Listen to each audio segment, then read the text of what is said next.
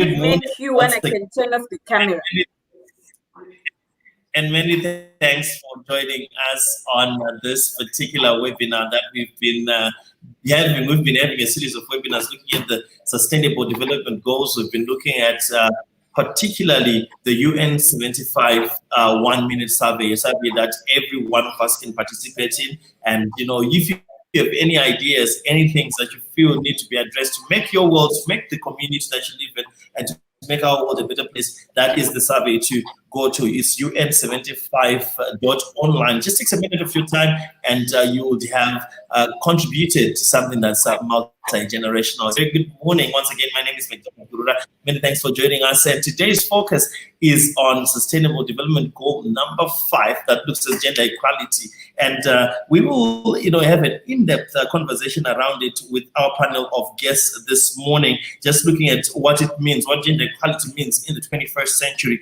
And looking at our panel of guests this morning, we've got Dr. Mildred Mushinje, who's the SRHR Africa, from the SRHR Africa Trust, and is the country director, as well as the chair of the Spotlight Initiative Civil Society Reference Group. She's with us on the panel today. We've also got Ansan Zuma, who is from York Social Change Catalyst. We'll get to hear more from here. We'll be joined a bit later on, of course, by a media personality, Ms. Red, as well as Tebanzo Nenda, who is from Marume Shunurai Vukani Madoda. She's getting to hear a man's perspective on this gender issue. So we'll be getting a bit more. Ladies, thank you so much for coming through to the conversation, and thank you for taking time to be with me. Thank you so much, McDonald, and thank you for having me. Thank you so much, McDonald. Fantastic. Thank you for having me over. Thank you. Great stuff. So now what we're going to do is we're going to start by our usual, what we do, the opening submissions. And Mildred, I know we had discussed earlier on, you can go on audio now. And you can start off, Mildred, by just giving us your opening submissions with regard to the conversation of gender equality in the 21st century. Thank you so much, McDonald. I think let me start by congratulating the UN on its 75th anniversary. I think they've been doing fantastic work with regards to gender equality, looking specifically at the Spotlight Initiative, which is a huge program looking at ending gender-based violence. So for me, when I look at SDG number 5 that talks to gender equality, I think it's an important agenda for any nation, more so for Zimbabwe. I think as we try to move towards a nation where women and men are recognized as equals, we recognize and realize that we're still a long way off, but there have been strides, especially through this initiative of the Spotlight, where we are working with where the UN is working with a number of civil society organizations in various districts to address issues related to gender-based violence. We can't talk about gender equality without addressing the things that result in equality in inequality, and one of them is gender-based violence. When a woman experiences gender violence, she's not able to participate in the economy fully. She's not able to recognize their potential fully. When we deprive young girls of access to education, it's a form of GBV, because in a way we're disempowering them of the potential opportunities that they might have if they access education and if they complete the education cycle. So if they are not empowered by way of education, it means they can't enter even the formal market systems to access better jobs, better economic conditions. And one of the reasons we know why women stay in abusive relationships is because of lack of economic empowerment. So when we deny girls the opportunity to go to school, we are in a way creating fertile ground for them to be in potentially abusive relationships and be forced to stay on. So I think promoting gender equality is everybody's responsibility. It's as much a responsibility of men as it is of women, but it's also a responsibility for duty bearers to make sure that they enforce and enact laws and policies that protect women against gender-based violence. Let me stop here for now. I could go on. This is something that I'm very passionate about, but let me stop here for now. Thank you, McDonald.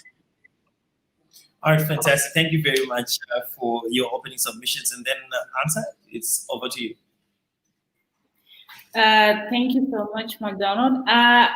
I think maybe when we look at gender equality in terms of, I would say maybe we need to start looking at gender equity when we are giving people the opportunities, the same opportunities that a man would get and a woman would get, because that's sort of like setting the pace to what we call gender equality. And the idea of gender equality when you're speaking in Zimbabwean context comes also when you're looking at if women are also getting the same opportunities as men. And like Mildred is just saying right now that the UN is doing everything it can to address certain issues. But I think that's also something we have to look at from a cultural perspective, from a religious perspective, where you look at gender equality in the terms of human beings being treated equally, human beings given their rights, given opportunities, responsibilities.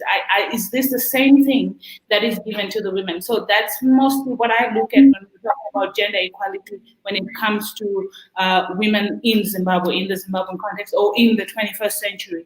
That's what equality means to me. Yeah, thank you. All right. Thank you very much for those opening submissions. Now, I'm just going to, and I know if Themba gets into the conversation, he comes in from a perspective of an organization called Varume Shinurai Vukani Madoda. And they're unapologetic on the stance that there is an imbalance in terms of gender empowerment. And it talks about how there is more of an empowerment for the women instead of for the men when we talk about gender equality. But obviously there have been some disparities that have happened over the years. Maybe Mildred, if you could come in and just, maybe highlight. Once he comes in, we'll definitely let him give perspective. So definitely, McDonald, I think you're right. When we start to talk about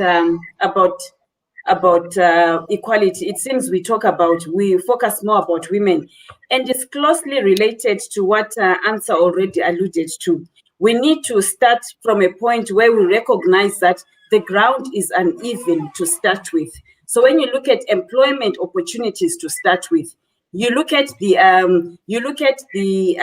say the social services sector, you find that women will be employed in the lower ranking positions, but as you go up the ladder, more and more women tend to fall off the radar, and we have less women in those decision-making positions. And this is very evident even in the way our parliament is, even in the way the public sector is. I mean, statistically, women are concentrated in the lower ranking positions. So when we focus on women, it is deliberate, and we should not be apologetic about it, because that is the reality on the ground. We need to have equity first, and then we can talk about equality. So equity is a means to achieving equality. When we talk about equity, we're saying if we have 40% of men in of women in leadership positions, and we have 40% women rather 40% women in leadership positions and 60% men in leadership positions. We're saying if we exercise equity, we are propping up women to get to a point where we have 50-50. Once we get to that point, then we can start to talk about gender equality, and we can start talking about competing from the same platform. But until we get to that point, we will continue to advocate for advancing women into leadership positions, advancing women into economic spaces where they can be empowered.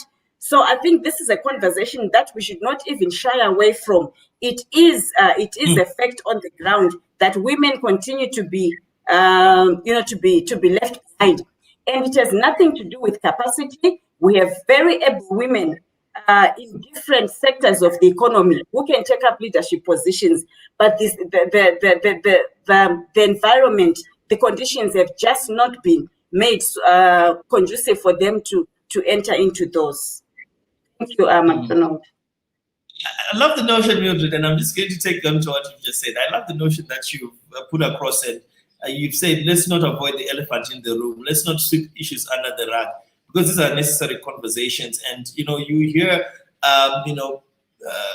pro-patriarchal societal men, you know, speak the loudest, and pro-ultra-feminist women speak the loudest, but then there seems to be such a huge disconnect when I think we should be working in tandem. Let's talk about the fact that, and I'm going to ask you to address this particular situation, Mildred. You mentioned the effect of parliament, you mentioned the effect of workplace, you mentioned the work of politics. Should it be by quota or should it be by ability and proficiency? First of all, it should not be by quota. It should be by 50-50. That is what our constitution says. Because the moment we say quota and we're talking about 30 and we say 30% women, where are we with regards to what the constitution says? Because we are the ones who have said we want 50-50, we want 50-50 representation across sectors. So I think that's number one. If we can look at that as a human right, I think we need to look at gender equality as a human right, for women, as a human right for men. So for me, the starting point is we talked about 50-50. And like I said, we have ably qualified women who can take up various positions. So where there is no capacity, we know there are programs for capacity building, which can be used to assist women to take up these positions. But I want to still submit that when we look at the various sectors, we have ably qualified women to take up various leadership positions. The UN, the Secretary General, I think a couple of months ago, I attended one session where he was presenting and he was priding himself on the way the UN has tried to go for the 50-50. And I think he said for the first time, they might have reached that, the 50-50 balance. But I think across sectors, it's still something that we're grappling with. So kudos and congratulations to the UN. But I think there's still so much that can be done. Mm-hmm. Getting some contributions that we're seeing on the screens there. Chester Destroys here saying we don't compete with women. Not too sure exactly. If you could elaborate, would definitely love that. Getting another contribution here from Trifin saying, do you think this can be achieved considering how most men's arguments stem from ego and that they can never be 50-50 with women? Is it possible in our patriarchal Zimbabwe? I really wish that Tema would jump in because he's the one that's very articulate and very passionate about this, and we can have this conversation, and definitely I'll continue trying to get him on into the webinar. But Answer, I'm giving that one to you. What's your opinion? Well, I think maybe understanding also what the barrier is for this conversation to begin, like especially in Zimbabwe. I like that she put that in patriarchal Zimbabwe because that is the one issue that comes with the problem. That is the main problem that comes with equality or any conversation that has to happen. So let's look at how women are looked at intellectually, like what Mildred is saying. It's so true. Why do we have to go for a quota when women are mutually capable to do the same job as a man? But because intellectually women are called emotional. Intellectually women are thought to be not, they're irrational. They're taught to be something like, oh, women don't think fast. They're not fast thinkers. They're not problem solvers. They're not this. But if you look at any household, and for any household to function, the woman is the one who's running that house, right? She's the one who's leading in that conversation. But then when you come back to how, then let's say how it stems from ego, it only comes from ego because there is a misconception in the understanding of what women are capable of doing. And then it's also a misconception, like I said, it also stems from the culture where women are thought to be fragile, where women are thought to be, like the right thinkers. You don't think with your left side of the brain, where you can't be proactive, you can't be doing this, which is not true. because women are as capable as men. So to lead that conversation in Zimbabwe, you have to start breaking the stereotypes that are existing already. That if women are in power, then they cannot do it. If you've seen it. I think you've already seen a lot of women who are very capable of leading, women who are business women and leading, but then all you hear from the society is, oh, they made it because they slept with someone, they made it because they know someone. It's not because they are capable of running a business. It's not because they are human beings who are capable of understanding math, accounting. They are capable of thinking of solving problems and coming up with the best solutions to that. That's the misconception that is sort of ruling, and that's the only problem that we have, that we're facing right now with the Zimbabwean communities that we have. So for that to begin, for that conversation to begin, I like what Mildred said. We have to look at everything and face it head on. We have to be very honest. And we do not compete with men. We do not need to compete with men. We need to have the same level playing field in order for us to be treated the same. I think that's the argument that has been there always, and that's the argument that will continue to go forward. So yeah, that's how I look at it when you say, how do we then make Zimbabwe an equal opportunity kind of a setting for everyone? That's how I would look at it.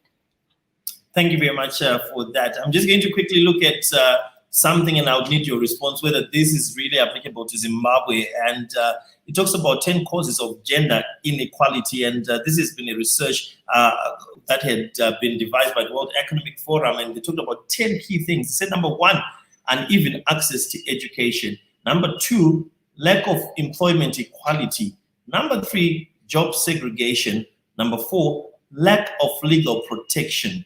Number five, lack of bodily autonomy. 6, poor medical care. 7, lack of religious freedom. 8, lack of political representation, which you alluded to earlier on, Mildred. And then number 9, there is the issue of racism. And number 10, societal mindsets. Now, just looking at those issues, are those, can you put them, from a universal perspective, or, Zimbabwe is a special case and is exempt from such? You're laughing. Mildred, what's your take?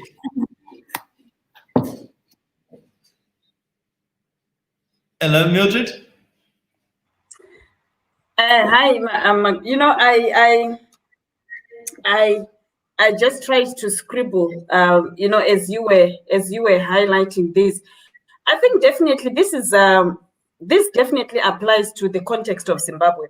When I started this conversation, I did talk about the inequality in accessing education. So I think definitely that one applies to Zimbabwe. And I look at all the various things that you talked about, and I want to go back to to the last one where you talk about the societal mindsets. So for me, that stems from a system whose narrative we need to change. We talk about the patriarchal system. We talk about the way women and girls are socialized in a particular way. And definitely you find that as women and girls grow, girls and boys grow up, they are already being socialized to take up certain positions and certain roles. And the women will tend to be pushed towards the caring roles, so roles that have to do with who they are as a woman. So the reproductive kind of roles, where because I have given birth to a child, I'm expected that I'm the one who then carries on with looking after, even when this child is a fully grown man and is a husband or is a spouse or whatever. So those conversations, I think we need to have them, and we need to change that narrative. We talk about culture as well, which is the societal mindsets. This can be changed. This can be shifted. This can be, they can be addressed. We have progressive organizations that speak about positive masculinity. And when we talk about positive masculinity, we're talking about men who exude confidence in who they are, in how they respect women, how they treat women, because they don't have these ego things. You don't need to force yourself upon a woman to be able to show who you are, to be able to show your masculinity. We're getting into 16 days of activism against gender-based violence, and we're saying that we need to hold each other accountable to protecting women because they are the ones that are mostly affected by GBV. And then the political representation, I think I talked about that already. We need representation at political levels, not a token kind of representation, but a commitment to 50-50. And if you're saying there's no capacity, let's build the capacity. Let's make the ground even. Let's go back to the equity issues that Ansah talked about earlier on.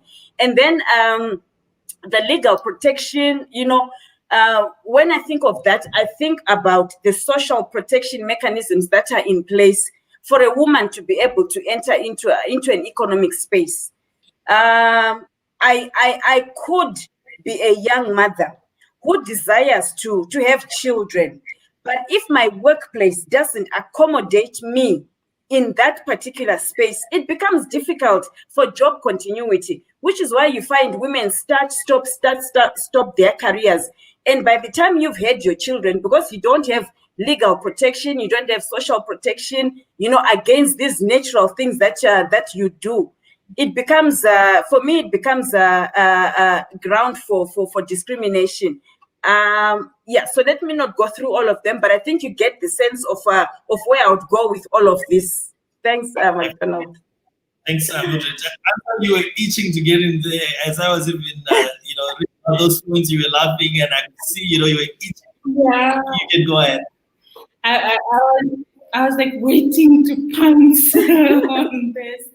And I think also it mostly comes from an understanding of what discrimination feels like, especially if you're working in corporate offices and you're capable of doing a job, but you will not get the same opportunities. So for example, if a male is getting a job opportunity, they never ask, how will you handle it now that you have kids? They never ask that question. But if it's a woman who's being considered for that job, those questions come up.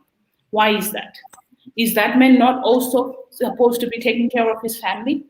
So like Mildred said, it also comes from the community itself, where the family structures have been set in a way that the woman is the one who's supposed to be the carer, instead of being the one who's also in charge of taking care of the business.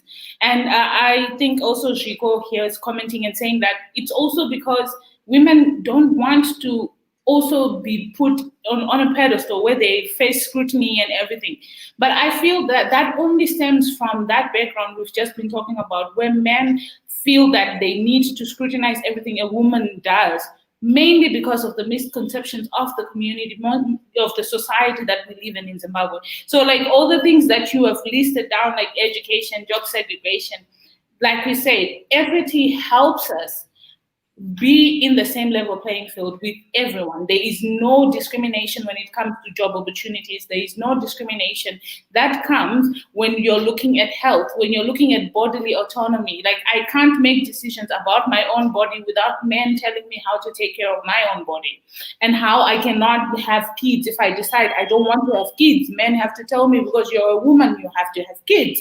And because you're this, that's where the misconception, and I feel like the education has to start from. So maybe putting these things in our curriculum where everyone from a young age has an understanding of what is gender equity, what is gender equality. And then that way we can start having the same conversation on, okay, is it something that we would want to talk about? Are men also not getting the same opportunities? No, it's not the same. Of course, maybe some men are not getting the opportunities, but all women are not getting the opportunity. That's where the difference is. Because some might be a problem, but all men actually have opportunities, and they have that one thing that they have. They're already in the playing field. We're not even yet in the stadium, but they want us to be to say, yeah, you're already in the game, but we're not even in the stadium. We're still outside, parked outside, not even in the gate. So maybe that's where we might want to start having that conversation from. And you're saying men fully gate, but in any case, I just had to throw that in there. But we'll get to some of the comments and continue. there's a point that you rose, but I will get quickly into that. When looking for employment physiology and the way it plays a part in gender and in socialization, if you want, but we'll get to talk about that more. Remember, you can play a part in contributing towards a better Zimbabwe, a better world by going ahead online to UN75.online and then just find the 1-minute survey, you fill it in, and then you lay down your points regarding things that you feel passionate about, that you feel need to have a change. Now, just quick, going ahead with our conversation, we with Ansa Zuma from, of course, Yoke Africa Social Change Catalyst, as well as Dr. Mildred Mushwenje, who is from Spotlight UN Initiative. And we've also got some of our panelists that are finding it difficult to get in. Temanzo Mnenda from Arumesh Nurai, as well as Ms. Red, to just tell us more about the dynamics of in gender equality in the workplace and in the different organizations that they work with. But taking a quick look at some of the comments here, Rikomborero Zeko says, for your information, in 2023, the women's quota in parliament expires. Patriarchy is not ready for women to lead visibly or directly. Most women in Zimbabwe are taking up strong leadership positions, but they just don't want to be loud about it because the vultures are there waiting to pounce and scrutinize, looking for small mistakes and crucify. And then another one coming through from Trifin saying, you're so right. I've had someone tell me that a woman can never be president in Zimbabwe because we are too emotional and tend to personalize things. Appalling. I could actually feel you say appalling. Let's talk about that. Is this, and then I'm going to address that I'm going to ask you to address this, Mildred. The issue of this conception, is it a reality that this is the way that men are framed? Zimbabwean society, Zimbabwean men are framed in the way to think that women can't actually lead. Is it reality? Is it a myth? Is it? And how bad is it? I think it goes back to the issue of socialization, and for me, it's because once we say it's a reality, we are kind of endorsing it and we're saying it's okay. And I'm saying it's not okay. It should not be the reality. Women can ably perform in any management position as any man. So for me, that is something that we need to be clear about. So to say that women are wired in a particular way and men are wired in a particular way, I think these are some of the socialization myths that we need to address and dispel. Because as long as we continue thinking in that way, in that frame of mind, we are going to impart that kind of thinking and knowledge onto the next generation, and we continue with this inequality. And we're saying we have an opportunity. We are better enlightened. We are better educated. We should be passing on a different message to the next generation, a message that is cognizant of the importance of gender equality, a message that respects the rights of women and upholds the rights of women. All right. I'd asked Ansa, or rather alluded to the fact of physiology, because it definitely plays a part. When you mentioned the fact that, when applying for a job, certain questions are different because of obviously issues to do with personal decision and physiology. How do you think the situation can be balanced in terms of, let's say, you've got the baton to make the decision, the buck stops with you when it comes to taking care of children and, in relation to the workplace. What do you think should be a role or can be an answer that can satisfy both genders and still retain productivity within the workplace? I think the first thing is to not have the assumption that women can't do it. Maybe just having that understanding that women can also do anything.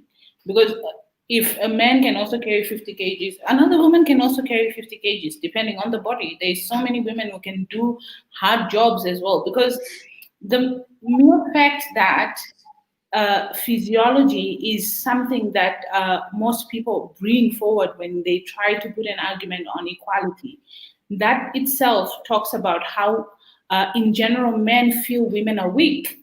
That is the problem, because you're making an assumption that women cannot do a certain job because they are weak, But I think everyone has seen women in bodybuilding jobs, in bodybuilding work, doing engineering work, doing a lot of things.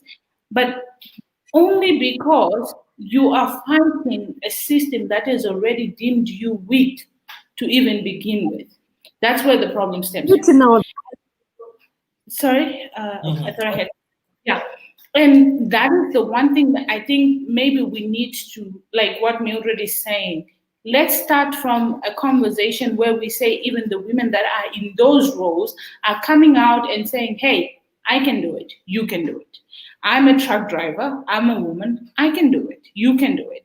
And also, I think, because like I said, also the misconception is because you have kids, you do not have time to do your job.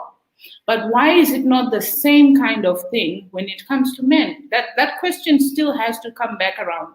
If you're considering someone to be a CEO, why is it that you're only considering the man who's married, who has kids, but not also doing the same for the woman as well? So that's where the misconception, I keep going to misconceptions because, like Mildred said, we don't want to give it power so that people can just keep going back to saying, oh, women are weak, women are emotional, women are this.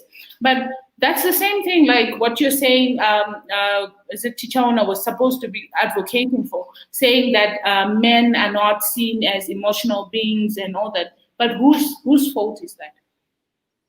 Whose fault is it that we are seen as the weaker? No, because it comes back to the same thing where men constantly tell women they are not capable of doing a job because they believe they are not suitable to do it. And it's men passing it down to women. And it's not the other way around, where I am saying I cannot be a CEO because I'm a wife. No, I can be a CEO because I'm a wife. I can be a CEO because I know how to, one, manage my time. I know how to think things through fast. I know how to plan. I know how to, there's a lot of things that I can do because of the experience that I have that the other man does not. And that is not put into consideration when you look at women. So I think that's the same problem that we keep talking about. And also talking about pay disparity and everything that comes there. Mildred would be a doctor, you would be a doctor, you would get paid more, but Mildred has more experience than you, but you're still getting paid more. Why? Because you're a man. So how is that even like putting us in the same field? We're not. As much as I have so much experience in my field, I should be paid what I deserve. That's what I'm advocating for when I'm talking about equality. I need the same opportunities my male counterpart is going to get. I need the same pay, or even more, based also on my experience and also because I know I'm smart enough, or I'm smarter than the male counterpart that is in this job. But because society has already deemed it difficult for women to become businesswomen, to become leaders, because one, you cannot make it to the top without people pulling you down and saying you're only going there because it's the back industry, you're doing it the other way around. No merit is given to any woman leader who has been in power, especially in Zimbabwe. That is the problem. Because you could have the VP who was a war vet, but then no one even put that into consideration. They just went the other way around. But she had also the same experience as a male counterpart, but could not be in power because of that. So these are things that I think we need to start looking at when we're talking about equality in terms of like the quota. Why is there a quota for women to be in parliament? Why is that even something that should be there? When you should just say, okay, countries like New Zealand, they're women leaders and they're doing a great job. Germany, look at them. They're doing a great job, more than their male counterparts who are in power. But is anyone even questioning why that is not possible in Zimbabwe? And like Mildred said, I think I should just like have a thing and just say it. Like, if you feel women are not qualified, why are you not giving us the same kind of education that you are giving to your male counterparts for us to be equally equipped to do the job? But if you're not giving us the same opportunities, if you're not giving us the same responsibilities, how will you know if we are capable of doing the job or not? Then that's the question I think we should be asking the community, the Zimbabwean community right now. Thank you very much for that very passionate submission. Now I'm just going to, before we talk about the way forward, we've addressed a few of the challenges, and I believe that it could have been more heated, but we want to get to the substantial part, things that actually bring about positive change. We just don't want to continue doing these talk shows where we just talk about these things, and you've been to one, you've been to all, same stories, but then when it comes to action on the ground, there's nothing. Now, before we talk about what you think are the solutions that we can put on the ground, there are quite some disturbing and surprising facts around gender inequality, which I'm just going to highlight to you, and hopefully also our viewers can get something from them. Now, we know that, of course, around the world there have been achievements that are celebrated dating back to 1911, but let's just take a quick look where we see some surprising statistics. Number one, women are 47% more likely to suffer severe injuries in car crashes because safety features are designed for men. They're designed for men. Now, in a study from 2011, more than 45,000 crash victims over 11 years, researchers from the University of Virginia found women drivers were more likely to be injured in a car crash than men. Number two, 33,000 girls become child brides every day. Globally, 12 million girls each year get married before the age of 18, roughly 33,000 every day, or 1 every 2 seconds. There are some 650 million women alive who were child brides. Number three, some women in rural parts of Africa spend 40 billion hours a year collecting water. Average hours per week spent fetching wood and water in rural areas of selected sub-Saharan Africa proved this. Now, number four says quite an alarming one, which was done by the Global Gender Gap Report by the World Economic Forum, and it says it will take 108 years to close the gender gap. Number five, only 6 countries give women equal legal work rights as men, and these countries are Belgium, Denmark, France, Latvia, Luxembourg, and Sweden. And then looking at 22% of professionals are women, and it could be down to lack of confidence. When boys and girls are equally confident in their abilities, the gender gap in mathematics becomes narrower. And lastly, for every female film character, there are 2.24 men. The Gina Davis Institute analyzed 100 theatrical releases between 2010 and 2013, and they found that 5,000 of the 5,799 speaking or named characters, less than a third, 30% were female, and more than a third, 69.1%, were male. Now, these are very alarming and startling statistics, and I think we put the cart before the donkey when we try to look at how men are at a disadvantage when there is so much disparity that is glaring to see, that is obvious to see. But I just brought that so that our audience and, of course, our panel might be aware of some of these dynamics. And in light of that, and Zimbabwe in particular, where we are, let's proffer some solutions, in your opinion. I'll start off with you, Mildred.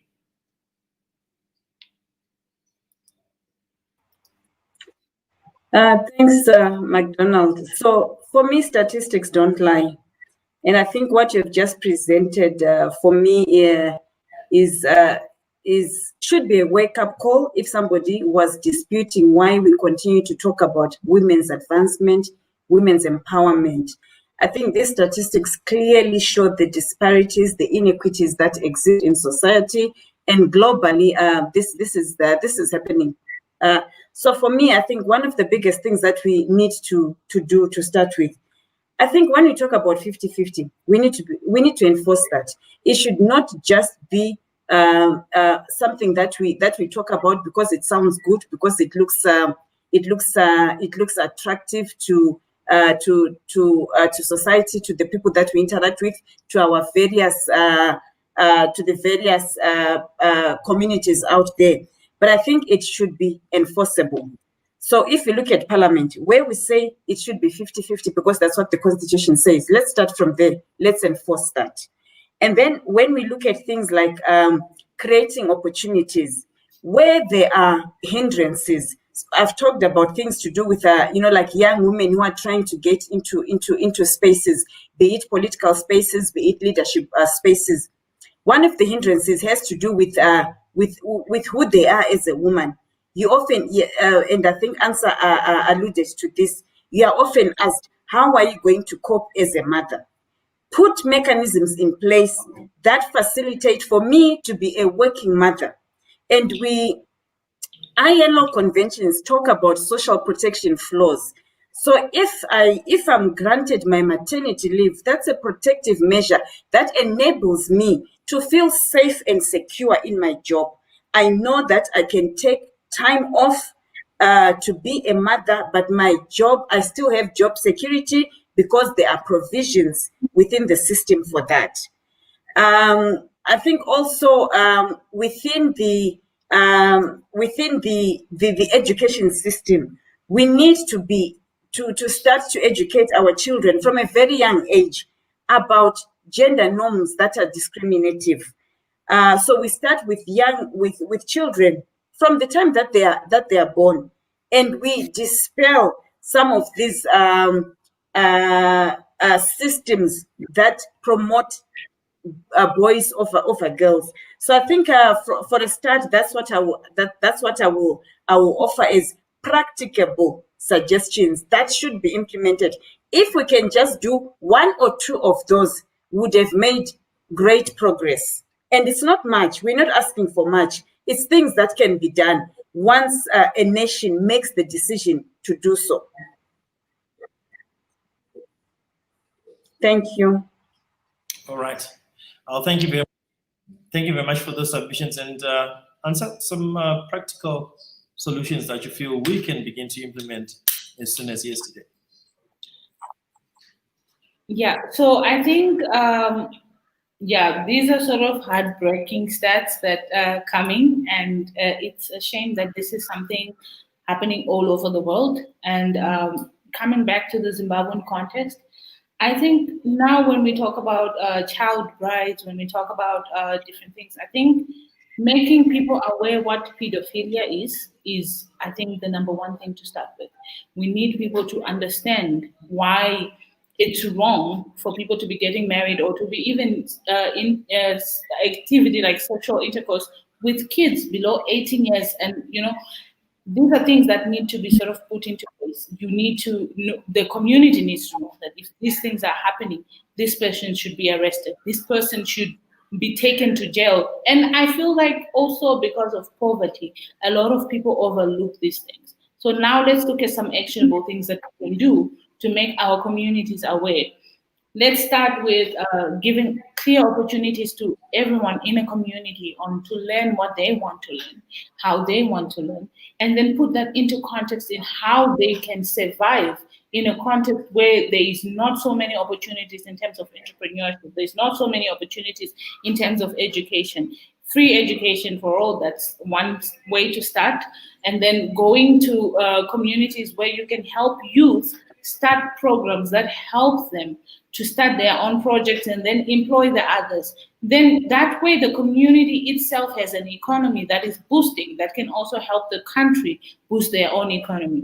And then when you look at also car crashes and all that, this is an engineering thing where you just need women in the room. In most cases, you just need women in the room. That will tell you what is wrong with whatever you're designing, because women are capable of telling you what you are doing wrong. So the main concept is to put women in leadership roles, put women in these rooms to have these conversations. And then that's the first step I would even go to. A lot of first steps. But yeah, I think that's the best way to go about it. Put women in the room, and then you will see exactly what women are capable of. Thank you. Just getting to some of our comments here. Faye Zuma Matawa says, I would want to bring in, quote unquote, the open quote, the characteristics of the leaders or decision makers, close quote, into the spotlight. The topic itself makes it relevant to analyze the character of a leader. Note that I'm not saying male or female. Is this person in a particular leadership position capable of causing change, transition, some food for thought right there. And because, excuse me, we've run out of time and we will not be able to take in more messages. But as we're at this juncture, well, just getting another one, Faye again saying these stats are very painful to listen to. And then like what you just said, answer just now. Sometimes it's just about having a woman in the room and it can be avoided, you know. Excuse me. Then Gomborere here says charity begins at home. Let us all play that role of 50-50 at home. That's another interesting one. That needs another day also. From the social perspective, we'll not even go to, you know, our society says, they are whipped, you know, they be doing chores that a woman is supposed to do in the kitchen. And how can you, but, you know, so it's a whole Pandora's box that we really need to unpack bit by bit. But for purposes of clarity and closure to this conversation, I'll just cap it off by your final remarks. I'll start off with your answer, and then I'll ask Mildred to just give closing submissions. Yeah, I think in ending like this topic, like you said, it's really something that you need so many hours of conversation, especially with bringing women into the conversation. I understand that society has built a lot of misconceptions from way like long back. But I would say the one thing that work when we talk about gender equality is understanding what gender equity is and how we can bring it into context, especially with women in the country, with women in leadership positions, with women even in the house. What is it that you as a man are doing to make sure that the women in your family feel that they are capable of doing anything? And then that will become very easy for you to bring it out into the office, to bring it out into into organizations and everything that you're working with. Put women in places where they can prove to you that they are capable. Put women in places where they can show you that they are not lightheaded, they actually think things through. And then you can have a way where we say we have 50-50 of whatever it is that is being shared within the community. Give us like the rights, the responsibilities, and the opportunities that you would give to any other human being, just the same way. That's how I would say that's what gender equality looks like for me in the 21st century. Thank you very much. And Dr. Mshije, your closing submissions, gender equality in the 21st century. Thank you so much. I think for me, it's this has become a serious matter. I would even go as far as saying that we're in a state of emergency with regards to gender inequality. I think the way we respond when we have states of emergencies is that we declare and we say that this is what needs to be done. And I think this is where we are now. We are saying we need to bring women on board conversations. We need to bring women on board into decision making. And the issue of religion, culture, societal attitudes, myths, I think all of those have to be addressed. They have to be, I think, head on. We need to question the status quo. We need to question the values that we hold so dear, which continue to perpetuate and put women into subordinate positions to men. So for me, I think if we go back to the aspects of socialization, if we go back to the aspects of the patriarchal system that seems to condone some of these harmful practices that continue to perpetuate inequalities, I think we would have made some progress starting from there. So definitely, my last words are that women have capacity, women are able, and we should create environments where they can participate. Fantastic. Thank you very much for those submissions, and quite an interesting conversation, which I feel we barely scratched the surface. And I think it should suffice that the other panelists didn't come because there would not be enough time to actually go through all of the things that we even wanted to go through. But ladies, thank you very much for taking time out of your precious and short time to be with us here on this special UN 75 webinar. Thank you so much, McDonald. Thank you so much, McDonald. Fantastic. Well, that's what we had for you today on the webinar as we continue looking at issues to do with the Sustainable Development Goals. And today we're focusing on gender equality in the 21st century, what it means. And as guests, I had Ansa Nzuma, who is a social change catalyst for York Africa, as well as Dr. Mildred Mushunje, who is from the Spotlight Initiative, just coming through, giving us perspective regarding their experiences and what they envisage that should happen regarding gender equality in the future, and many things that came out. But as I think the one point sticking out quite a lot here is the fact that for gender equality to really mean what it is, there has to be an understanding that the playing ground has been uneven, and there has to be an intentional and international effort to put women at the fore. So that's what we had for you today. Many thanks for being with us. Remember to fill in the UN 75 1-minute survey. Log on to un75.online and you can just go ahead and fill it in. And there you can have an opportunity to just express your opinion, your feelings, your thoughts on what you feel needs to be changed and how it can be changed in your life, in your community, in your nation, in the world. And of course, these collective surveys will be put together, and these are recommendations that the UN will take and implement for the benefit of every citizen. Many thanks for being with us. Let's make a date for the next and final webinar that we have in this series of the UN 75 webinars. It's happening this Tuesday between 11 and 12 in the morning. Do make sure that you're here with us as we have another set of guests, but also, of course, remember to follow the UN Zimbabwe page on Facebook as well as UN Zimbabwe on Twitter, and we continue to have conversation there. Many thanks for being with me today. As always, do take care of yourselves. My name is McDonald Kurura. Goodbye and take care of yourselves.